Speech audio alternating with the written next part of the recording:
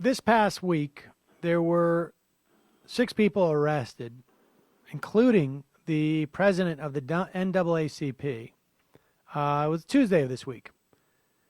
And they did a sit-in in Senator Jeff Sessions' office.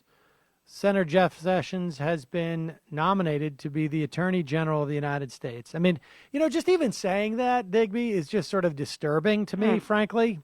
Jefferson Beauregard Sessions has a long and very, I should say, indistinguished record of being very hostile to voting rights, particularly those of African Americans, and hostile to endeavors to help African Americans vote.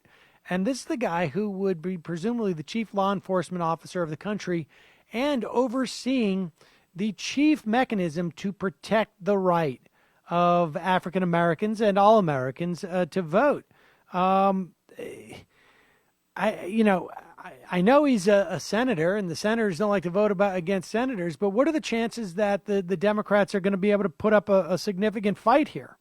Well, it looks as though they're going to try to put up a fight, which is very good news as far as I'm concerned. I wasn't sure because, generally the rule has always been if they're a member of the club that, they get more of a pass than somebody coming in from the outside. Now that, the Republicans haven't. I mean, look what they did to Senator Tom Daschle, the former majority leader of the Democrats. They basically ran him out when President Obama nominated him for Health and Human Services, and they found he had failed to pay taxes on a driver that someone had provided for him, and so it was like by comparison to what we're seeing today in terms of conflicts of interest, it's a joke. But in any case, they have broken that precedent. It's not as if it doesn't happen. It happened to John Tower back in the beginning, in the 1980s. They had not, confirmed him for Department of Defense because he was a drinker. I got the sense that there was real concern that this guy was not capable. Capable, exactly. And I think that's true.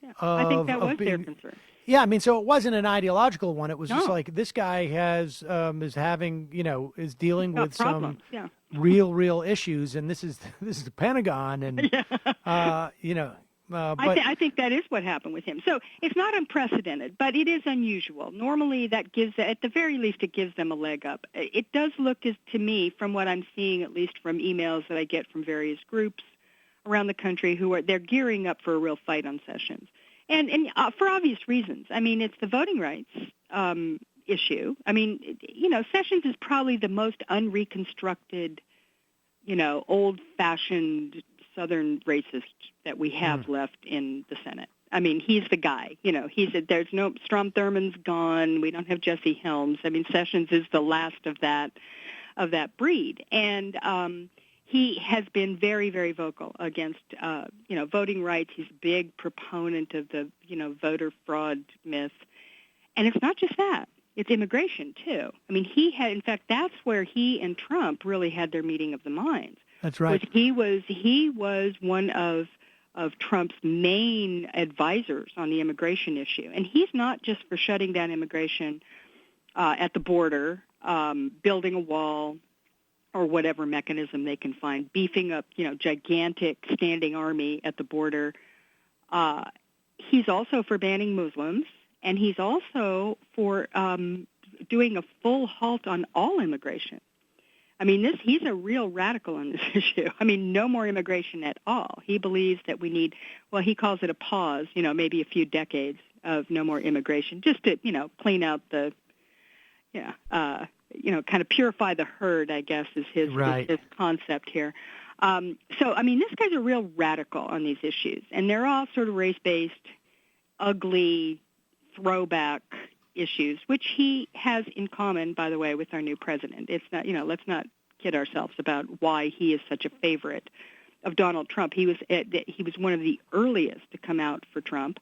He appeared at Trump's first big rally, remember, down there in Mobile, Alabama, right. and he put on one of those hats. when that whole thing was first getting started, and they were screaming white power in the audience. I mean, this was picked up on, on various video streams of that particular rally. And that was back, I think, in July or August of 2015. So he's been with him from the very beginning.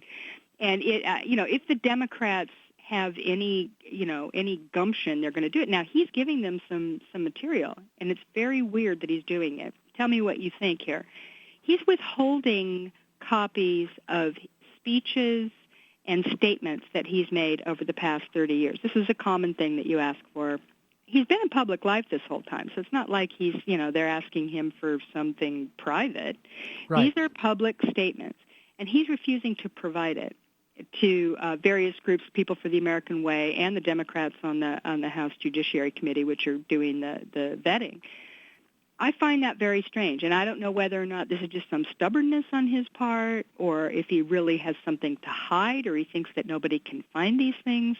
But whatever it is, it's starting to churn up suspicion, which I find odd that he would do that. I mean, I don't know, maybe they're planning some, maybe this is more devious than I thought. But I Right. think maybe there's something to that it's theoretically possible that maybe Sessions could be stopped. And if so, it would be a real blow because he is a Trump insider and a top advisor to Donald Trump. Yeah, this is a guy, I mean, the 1,100 law school professors came out against this guy.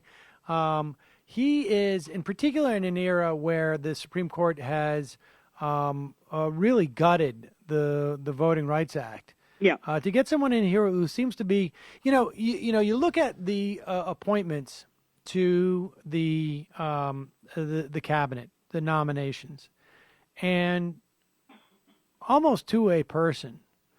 Ben Carson a little bit less so. It's a little more cartoonish in some ways, but each person seems to be put there because they have a particular expertise which will undermine the agency that they're being put at. Yes.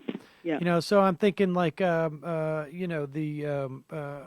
DeVos at the Department of Education. She's on record of saying that she is against public schools. She's for public education, but she's against public schools. She's basically already developed the plan on how you port the money meant for public schools and give it to parochial schools. Mm-hmm. When you get like Pruitt, who's the nominee for the EPA, this is a guy who's an expert at litigating against the statutory requirements of the EPA. And so his job is going to be literally not just to keep the EPA from doing its job, but from protecting that lack of doing their job from states and individuals who are going to sue the EPA to do their statutory requirements. He is expert at knowing where the EPA can get away with not doing their job statutorily.